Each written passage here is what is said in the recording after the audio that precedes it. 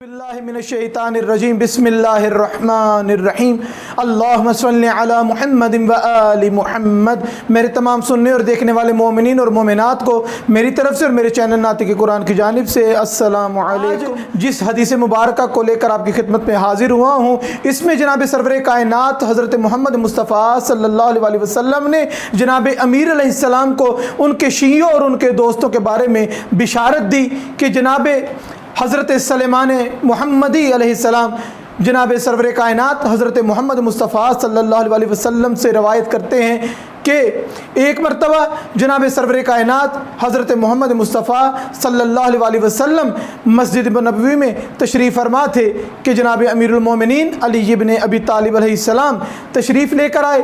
تو جناب سرور کائنات نے فرمایا کہ اے علی، کیا آپ چاہتے ہیں کہ میں آپ کو کوئی بشارت دوں؟ تو جناب امیر المومنین علی ابن ابی طالب علیہ السلام نے عرض کی، یا رسول اللہ جی ضرور، مجھے آپ بشارت دیجئے۔ خدا حضرت محمد مصطفیٰ صلی اللہ علیہ وسلم نے ارشاد فرمایا کہ یا علی، میرے پاس ابھی میرا دوست جبرائیل اللہ کی طرف سے پیغام لے کر آیا ہے کہ پروردگار نے آپ کے شیعوں کو اور آپ کے دوستوں کو 7 خصائل عطا کیے ہیں، جس میں سے پہلا یہ ہے کہ جب بھی وقت موت آئے گا، جب بھی روح قبض کرنے کا وقت آئے گا تو پروردگار اس کو اس وقت آسانی پیدا فرمائے گا، دہشت اور خوف کے وقت انس، قبر کی تاریکی میں نور کے وقت امن عطا فرمائے گا، میزان پر پروردگار اس کو عدل عطا فرمائے گا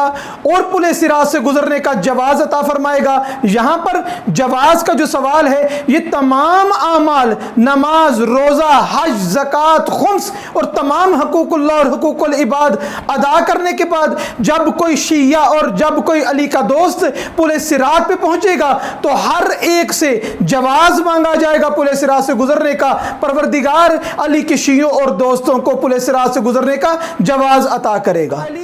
آپ کے شیعہ اور آپ کے دوست تمام امت کے لوگوں سے 80 سال پہلے جنت میں داخل ہو جائیں گے۔ پروردگار سے دعا ہے کہ پروردگار ہمیں جناب امیر المومنین علی ابن ابی طالب علیہ السلام کو بھی ماننے اور جناب امیر المومنین علی ابن ابی طالب علیہ السلام کی ماننے کی بھی توفیق عطا فرمائے۔ فرامین محمد اور آل محمد کو اپنی زندگی کا اصول اور اپنی زندگی کا شعار بنانے کی پروردگار توفیق عطا فرمائے۔ وما علینا الا البلاغ المبین۔